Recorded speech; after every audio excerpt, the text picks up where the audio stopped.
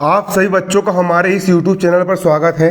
देखिए बच्चों, कक्षा 10वीं की गणित का अध्याय 8 क्लास 10th की जो NCERT की जो मैथ्स की जो बुक है उसका अध्याय 8 त्रिकोणमिति का परिचय वाला आपका जो चैप्टर है उस अध्याय को मैं आज से स्टार्ट कर रहा हूँ। हम पूरा अध्याय पढ़ेंगे, पूरा एक तरफ से करेंगे ताकि आप लोग को बिल्कुल एक एक कॉन्सेप्ट समझ में आए और आप लोग गणित में 100 में से 100 नंबर हासिल कर सको। और कंटिन्यू वीडियो मिलेंगे आपको एक एक करके। यहाँ पर आप देख सकते हो त्रिकोणमिति का परिचय।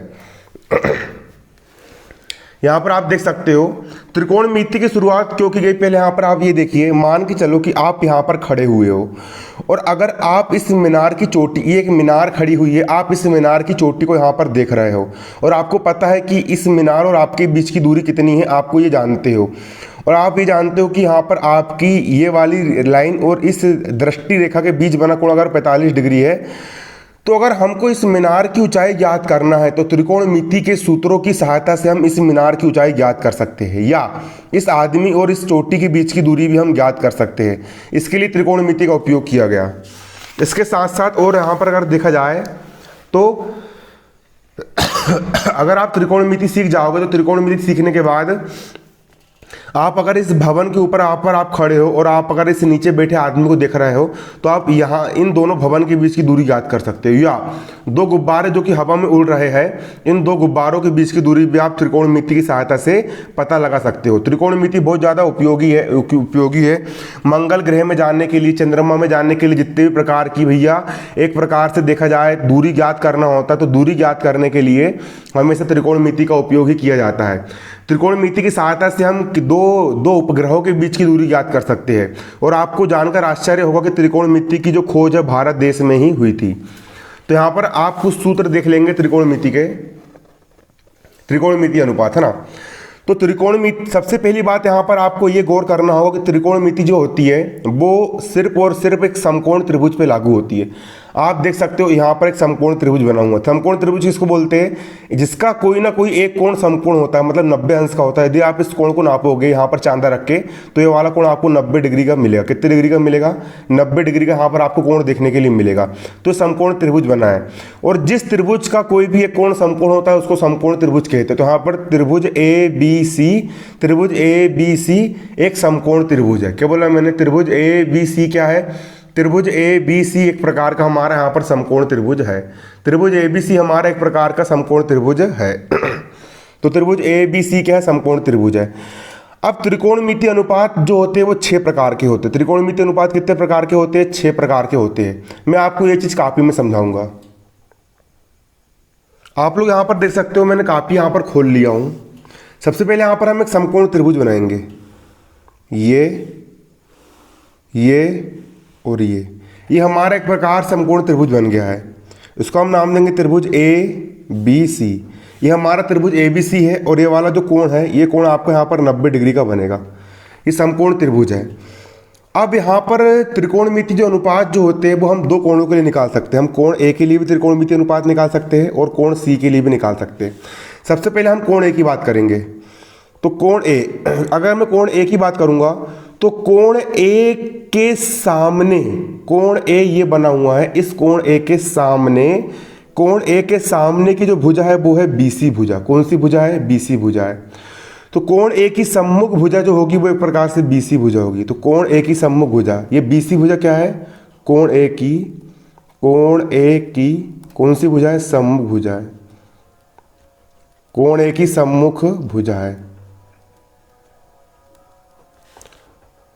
कोण ए के सामने वाली भुजा है, कोण ए के सामने वाली भुजा यहाँ पर बीसी भुजा है, इसलिए बीसी भुजा को हम कोण ए की सम्मुख भुजा बोलेंगे।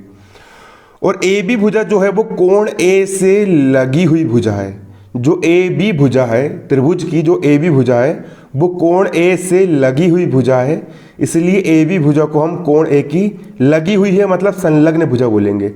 ए बी भुजा को हम क्या बोलेंगे? कोण ए की संलग्न भुजा बोलेंगे। कौन सी भुजा बोलेंगे? संलग्न भुजा।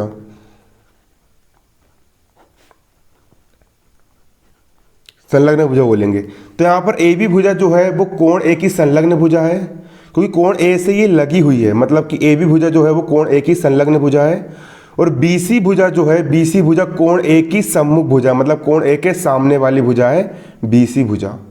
बीसी भुजा कोण ए की सम्मुख भुजा है और ए बी भुजा कोण ए की संलग्न भुजा है।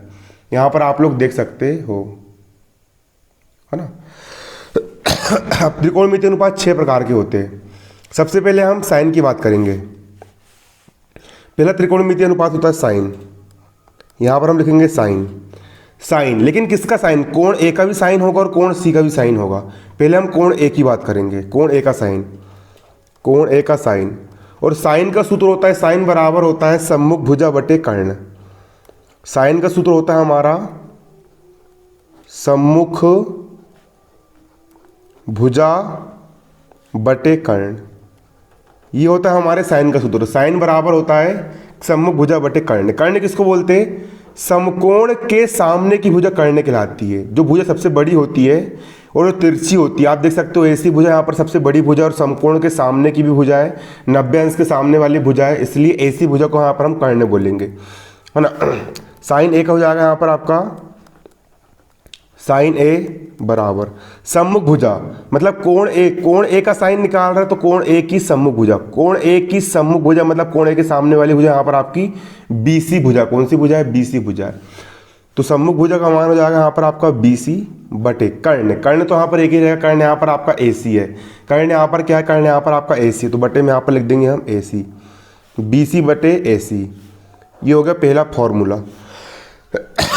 ये पहला त्रिकोणमितीय अनुपात आपको याद रखना है, साइन बराबर होता है सम्मुख भुजा बटे कर्ण होता है। अगला सूत्र यहाँ पर हम निकाल लेंगे कोस, कोस ए का मान निकाल लेंगे। अगला मान निकाल लेंगे हम कोस ए। कोस बराबर होता है संलग्न भुजा बटे कर्ण। कोस बराबर होता है संलग्न भुजा,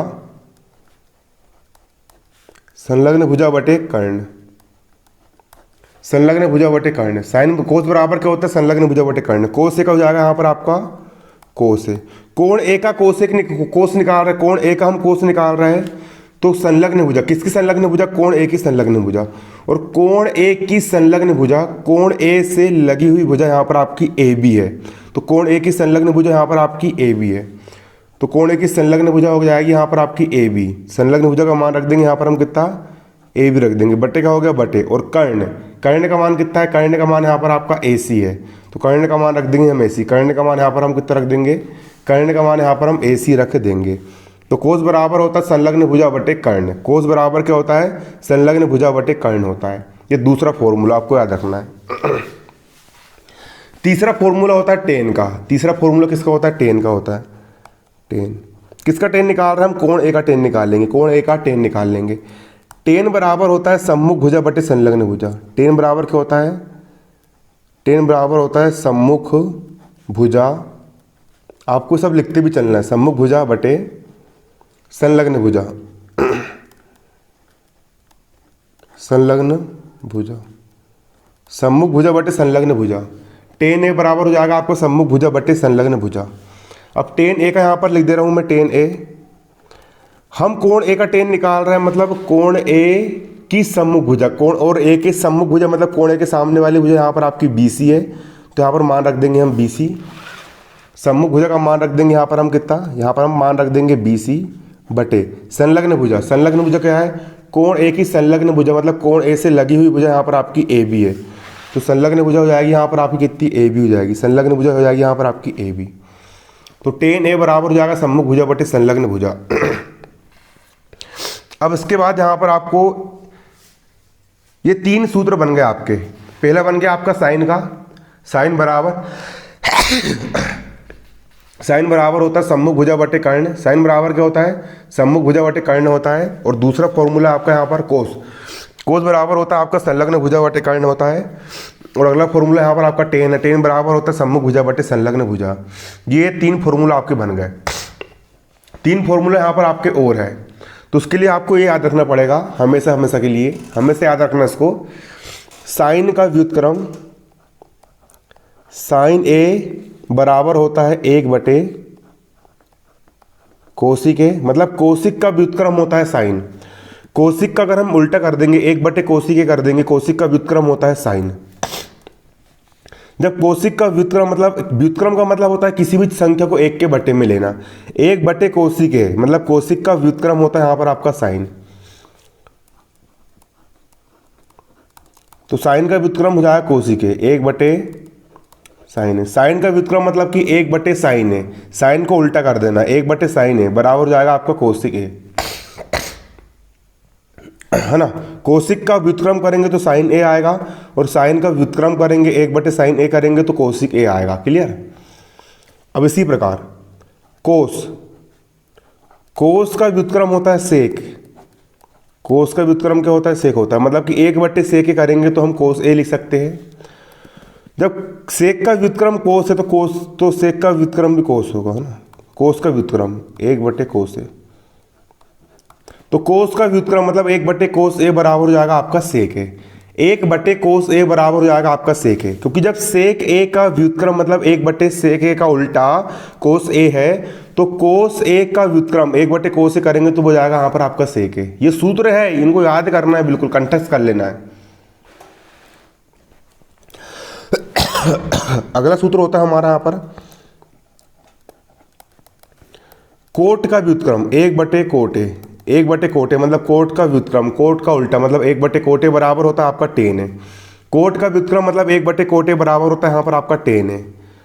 तो यहाँ पर टेन ए का व्युत्क्रम हो जाएगा कोट ए, तो एक बटे टेन ए बराबर हो जाएगा आपका कोट ए। टेन का व्युत्क्रम मतलब एक बटे टेन ए बराबर हो जाएगा यहाँ पर आपका कोट ए। कोट का उल्टा टेन और टेन का उल्टा कोट, एक बटे कोट हो जाएगा टेन और एक बटे टेन हो जाएगा यहाँ पर आपका कोट। अब टेन का एक और सूत्र होता है, टेन बराबर होता है साइन बटे कोस। टेन ए बराबर हो जाएगा यहाँ पर आपका साइन ए बटे कोस ए। टेन बराबर होता है साइन बटे कोस, और कोट ए, कोट बराबर होता है यहाँ पर आपका कोस बटे साइन ए। ये यहाँ पर आपके सूत्र बन करके आते हैं। कोट बराबर होता है कोस ए बटे साइन ए। तो हमको साइन का सूत्र पता है। साइन बराबर क्या होता है? साइन बराबर होता है सम्मुख भुजा बटे कर्ण। कोस का सूत्र भी मैंने आप लोगों को बता चुका हूं। कोस बराबर क्या होता है? कोस बराबर होता है संलग्न भुजा बटे कर्ण। अगला सूत्र यहाँ पर मैंने आप लोग को टेन का बता चुका हूँ। टेन बराबर यहाँ पर आपका क्या होता है? टेन बराबर यहाँ पर आपका होता है, टेन बराबर आपका होता है सम्मुख भुजा बटे संलग्न भुजा। सम्मुख भुजा बटे संलग्न भुजा, टेन का सूत्र भी मैंने आप लोग को बता चुका हूँ। जब साइन बराबर होता है सम्मुख भुजा बटे कर्ण, तो साइन का उल्टा होता है कोशिक। साइन का उल्टा क्या होता है? कोशिक होता है। साइन बराबर होता है सम्मुख भुजा बटे कर्ण, तो कोशिक बराबर हो जाएगा कर्ण बटे सम्मुख भुजा। साइन बराबर होता है सम्मुख भुजा बटे कर्ण। साइन बराबर क्या होता है? सम्मुख भुजा बटे कर्ण। साइन का उल्टा होता है कोशिक, तो कोशिक बराबर हो जाएगा कर्ण बटे सम्मुख भुजा। इसको उलट देंगे, कर्ण चल जाएगा ऊपर, सम्मुख भुजा जाएगी नीचे, तो कोशिक बराबर हो जाएगा कर्ण बटे सम्मुख भुजा। तो कोशिक बराबर क्या हो जाएगा? आप लोग यहाँ पर देख सकते हो कोशिक। कोशिक ए का मान निकालेंगे तो कोशिक बराबर हो जाएगा कर्ण बटे सम्मुख भुजा। कोशिक बराबर हो जाएगा कर्ण बटे सम्मुख भुजा। कोशिक बराबर हो जाएगा आपका कर्ण बटे सम्मुख भुजा हो जाएगा। कोशिक बराबर क्या हो जाएगा? कोशिक बराबर हो जाएगा यहाँ पर आपका कर्ण बटे सम्मुख भुजा। साइन का उल्टा कोशिक, क्योंकि साइन बराबर होता है सम्मुख भुजा बटे कर्ण, तो उसको उल्टा कर देंगे। कोशिक बराबर हो जाएगा कर्ण बटे सम्मुख भुजा। ये आपका अगला सूत्र है। अब कोशिक ए का हो जाएगा यहाँ पर आपका कोशिक ए बराबर कर्ण। कर्ण का मान कितना है? त्रिभुज में आ सकते, तो कर्ण का मान यहाँ पर आपका ए सी दिया हुआ है, तो कर्ण का मान रख देंगे यहाँ पर हम ए सी। ये कर्ण का मान कितना रख देंगे? कर्ण का मान रख देंगे यहाँ पर हम ए सी। बटे का हो जाएगा बटे सम्मुख भुजा। सम्मुख भुजा किसकी सम्मुख भुजा? कोण ए की सम्मुख भुजा। कोण ए की सम्मुख भुजा यहाँ पर आपकी बी सी है, तो सम्मुख भुजा का मान कितना रख देंगे यहाँ पर हम? सम्मुख भुजा का मान रख देंगे यहाँ पर हम बी सी। बी सी रख देंगे, तो कोशिक बराबर होगा कर्ण बटे सम्मुख भुजा। अब सेक का व्युत्क्रम मतलब एक बटे सेक के बराबर होता है कोस ए। सेक का उल्टा होता है कोस। सेक का उल्टा होता है कोस। कोस बराबर क्या होता है? कोस बराबर होता है संलग्न भुजा बटे कर्ण। तो कोस का उल्टा होता है सेक, इसको उलट देंगे, कर्ण चल जाएगा ऊपर, संलग्न भुजा जाएगी नीचे, तो सेक बराबर हो जाएगा कर्ण बटे संलग्न भुजा। सेक बराबर हो जाएगा कर्ण बटे संलग्न भुजा। सेक का मान निकाल लेंगे ए सी सी। सेक ए का मान निकाल लेंगे तो सेक बराबर क्या हो जाएगा? कोस का उल्टा होता है सेक। कोस का उल्टा होता है सेक। अगर कोस बराबर संलग्न भुजा बटे कर्ण है तो सेक बराबर हो जाएगा कर्ण बटे संलग्न भुजा। सेक बराबर क्या हो जाएगा, सेक बराबर हो जाएगा यहाँ पर आपका कर्ण बटे संलग्न भुजा, कर्ण बटे संलग्न भुजा, कर्ण बटे संलग्न भुजा हो जाएगा सेक बराबर, सेक ए का हो जाएगा यहाँ पर आपका सेक ए बराबर का बराबर, कर्ण का मान कितना दिया है, कर्ण का मान यहाँ पर आप देख सकते हो, कर्ण का मान यहाँ पर आपको AC दिया गया है, कर्ण का मान रख देंगे हम AC, कर्ण का मान कितना रख देंगे, कर्ण का मान रख देंगे यहाँ पर हम AC बटे संलग्न भुजा, संलग्न भुजा कितनी है, मतलब कोण ए से लगी हुई भुजा को हम संलग्न भुजा बोल लेंगे, तो कोण की संलग्न भुजा यहाँ पर आपकी AB है, तो मान कितना रख देंगे यहाँ पर हम, संलग्न भुजा का मान रख देंगे यहाँ पर हम AB रख देंगे, कितना रख देंगे मान यहाँ पर हम AB रख देंगे।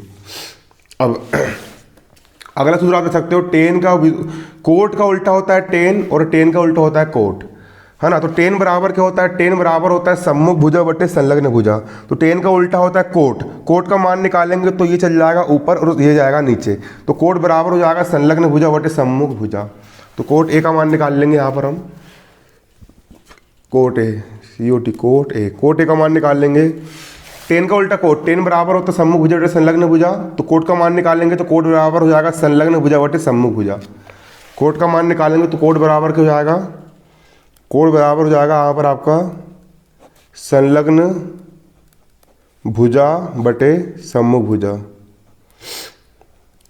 संलग्न भुजा बटे सम्मुख भुजा, कोट ए का हो जाएगा यहाँ पर आपका कोट ए बराबर संलग्न भुजा।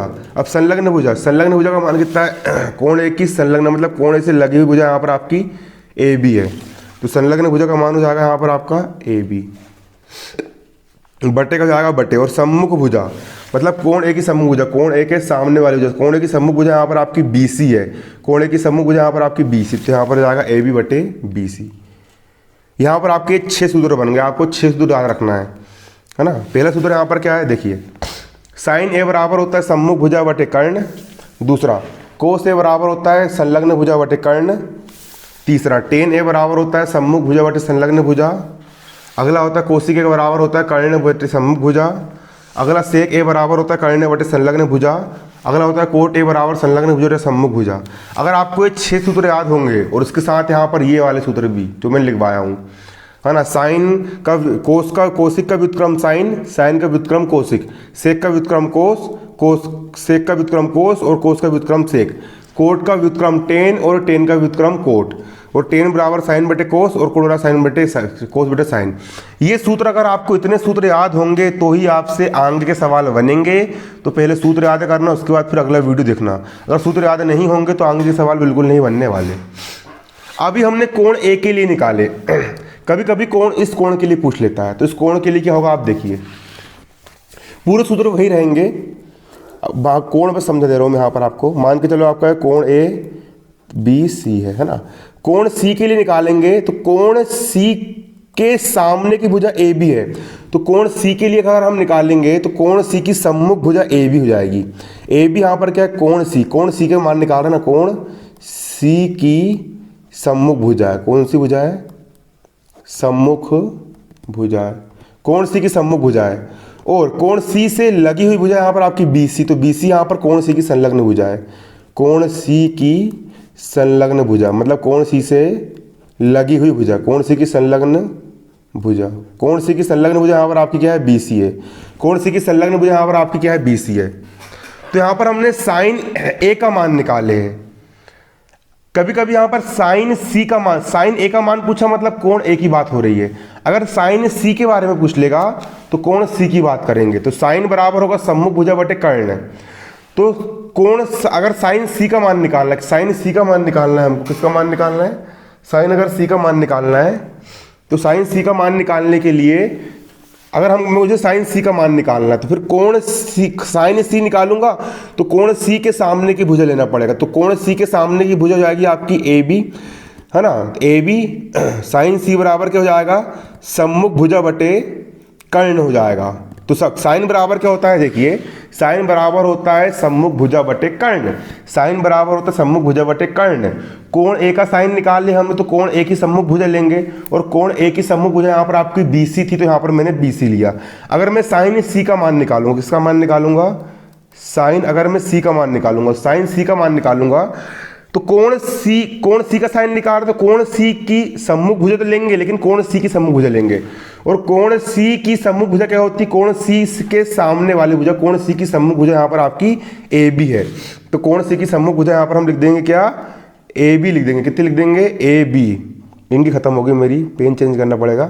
यहाँ पर हमको ए बी लिखना पड़ेगा और बटे में लिखना पड़ेगा, बटे में कर्ण। कर्ण तो सबके लिए एक जैसा रहेगा, कर्ण यहाँ पर हमको ए सी लेना पड़ेगा। तो कर्ण यहाँ पर बटे में हम लिख देंगे क्या? ए सी। यहाँ पर हम कर्ण को ले लेंगे। तो इसी प्रकार हम कोण सी के साइन सी भी निकाल सकते हैं, कोस सी निकाल सकते हैं। तो जो कोण बोलेगा उस कोण के हिसाब से हमको निकालना पड़ेगा। यहाँ पर आप लोग देख सकते हो, है ना, कोण के अकॉर्डिंग हमको यहाँ पर निकालना पड़ेगा। बाकी हम सवाल करेंगे तो आपको अच्छे समझ में जाएगा। ये पूरे सूत्र लिख लीजिए और साइन सी के लिए भी पूरे सूत्र बना लीजिए कॉपी में, और एक फेयर कॉपी बना लीजिए और उसमें पूरा उतारते हुए चलिए। धन्यवाद। जय हिंद, जय भारत।